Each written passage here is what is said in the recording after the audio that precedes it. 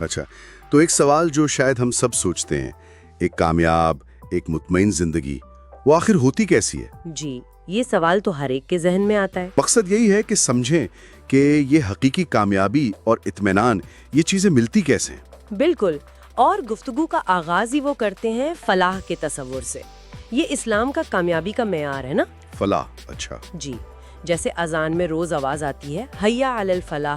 ہاں، کامیابی کی طرف آؤ۔ بالکل، تو یہ وہ کامیابی ہے جس کا تعلق بنیادی طور پر نماز سے اور پھر آخرت کی نجات سے ہے۔ اچھا، اس کے مقابلے میں جو دنیاوی کامیابی ہے، یعنی پیسہ، شہرت، طاقت، قرآن اسے اکثر کہتا ہے متاع الغرور۔ متاع الغرور یعنی دھوکے کا سامان۔ جی بالکل، دھوکے کا سامان۔ لیکن یہ تھوڑا سا عجیب نہیں لگتا کہ جس چیز کے پیچھے مطلب اتنی بھاگ دوڑ ہے اسے دھوکا کہا جا رہا ہے؟ کیا مطلب کہ کوشش ہی نہ کریں، یا یہ کچھ اور بات ہے؟ نہیں، کوشش سے منع نہیں کیا گیا۔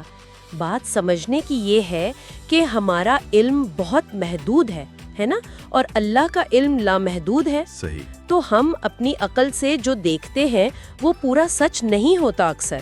جیسے قرآن کی مثال ہے کہ صدقہ مال کو بڑھاتا ہے، ہاں، حالانکہ بظاہر تو کم ہوتا ہے۔ بالکل، اور سود مال کو گھٹاتا ہے، حالانکہ بظاہر وہ بڑھتا نظر آتا ہے۔ اچھا، تو یہ فرق ہے۔ جی۔ تو یہاں اللہ کے علم پر بھروسہ کرنے کی بات ہے۔ اصل حقیقت وہ ہے جو اللہ بتا رہا ہے۔ دنیاوی کامیابی بذات خود بری نہیں، لیکن اگر وہ آخرت سے غافل کر دے تب وہ دھوکہ ہے۔ تو گویا اصل چیز وہ اندر کی کیفیت ہے، اطمینان، جسے قناعت بھی کہتے ہیں، اور گفتگو میں اس پر بھی زور تھا۔ جی ہاں، قناعت، حقیقی اطمینان، اور اس کا تعلق وہ بتاتے ہیں دو چیزوں سے ہے۔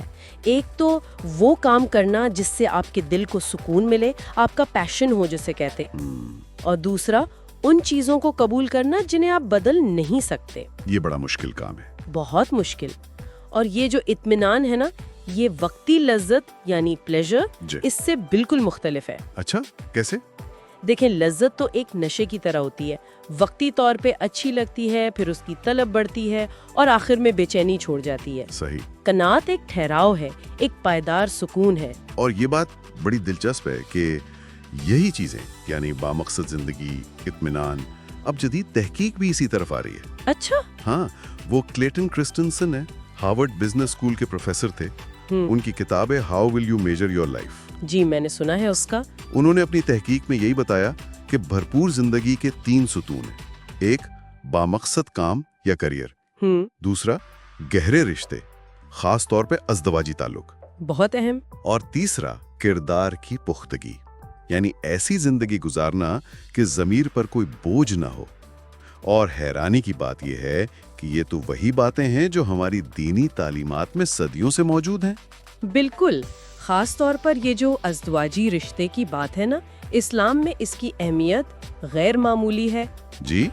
حدیث میں دعا ہے کہ ایسی بیوی سے پناہ جو وقت سے پہلے بوڑھا کر دے۔ اللہ اکبر، یعنی جس کے ساتھ نبھانا ہی عذاب بن جائے۔ جی، اور دوسری طرف حضرت علی رضی اللہ عنہ کا قول ہے کہ نیک بیوی دنیا حسنہ ہے، دنیا کی بہترین نعمت۔ سبحان اللہ۔ اور ان رشتوں کی بنیاد کیا ہے؟ وہ ہے معافی، درگزر، معافی۔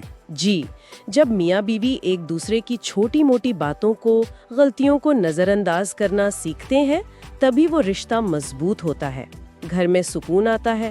یہ بات تو بہت ہی اہم ہے، لیکن ہم دیکھتے ہیں کہ اکثر لوگوں کے پاس مطلب بظاہر سب کچھ ہوتا ہے، اچھے رشتے بھی، پیسہ بھی، صحت بھی، مگر پھر بھی ایک خالی پن سا رہتا ہے۔ جی، ایک ناشکری کی کیفیت، جیسے جو نعمتیں ہیں ان کو محسوس ہی نہیں کر پا رہے۔ بالکل، اسی لیے تو شکر گزاری پر اتنا زور ہے، اور وہ دعا بھی سکھائی گئی ہے نا، ہانسی، اللہم جعلنی صبورا وجعلنی شکورا۔